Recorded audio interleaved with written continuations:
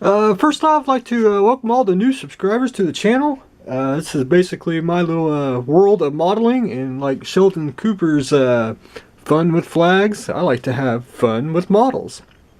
I'm still fighting my cold, which I've had for almost a week, but I am getting better.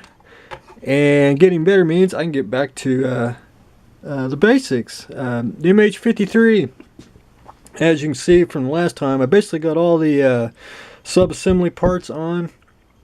Got the canopy, the cockpit painted, which is just painted at a flat back, because that's basically all you're going to see is through here, and then the shadows will take care of the rest. I did get it masked off. The front, did get the sides masked as well. I went ahead and took some styrene, cut out landing bay doors, got them glued on. Technically, I don't know if that's correct or right, but I'm going to go with it, and it hides the landing gear bays, and if it's not, we'll just say this is a little bit of a variant. And it's going to be mounted on a standard PL base, and I got the little notch in there, so Rod, you'll have to probably however you want it and glue it. But there's that. I did get the rotors basically built. I'm just waiting for them to dry. And when I build for others, I have to the customer will have to assemble, and basically they'll have to put the rotors on, front, the side, and the top main one, and the little rod you'll have to put the fuel rod on. So then everything else shouldn't break off. Now there's a couple little parts that I'm omitting. They're like little antennas and stuff.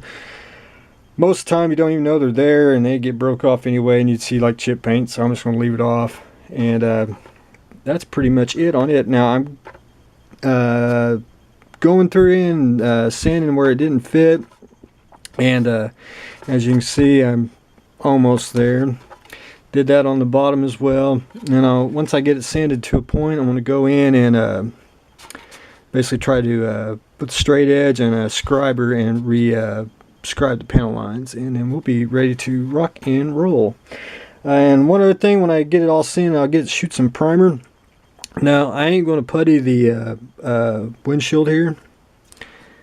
What I'm going to do is I'm going to take primer, shoot a couple coats, and this will build up basically a window frame when you peel off the mask, and it'll blend the thick primer will blend in with the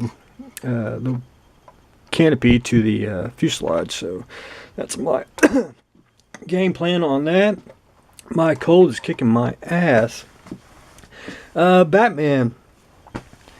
What did I do on that? Oh yeah, I took Vallejo gunmetal blue with Tamiya flat blue base coat for the batarang. That gave it a little bit of a different metallic feel than the metallic blue that I used on Tamiya's metallic blue that I used on the cape and the gloves and the boots. So did basically dry brushing on it and did a little blending just to give it a different color, because it's not really black on the show, it's more that color. I am going to take a trip to the craft store. In the show, his rope is basically white, so I'm going to go see if I can find some replacement bat rope. If not, I'll use this, but I always like to look and see what else is out there. I did go back in, had to touch up a few little areas around the face where I just wasn't pleased with. I had a few scuff marks on the pink, on the contaminated cow that I got that I fixed, and I'm going to go in a little bit more.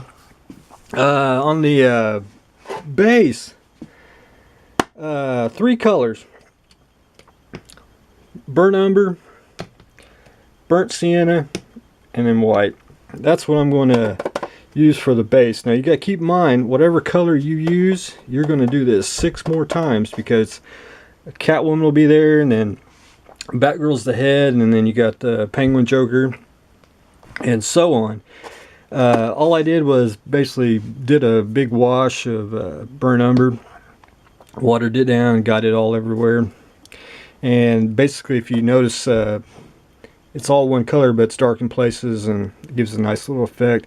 Then I'm going to go in with burnt sienna, with the base coat of that. Do some dry brushing and a very little bit, just a pinch of white, and really get like the super highlights. Then I'll go in with the airbrush and Liquitex ink and airbrush the crevices and everything like that. That's where I've got on that so far today, since I felt better. I am rock and rolling on the base, the bat. Almost done painting the utility belt. Just a couple more coats and I'll be satisfied with it, because I hate painting yellow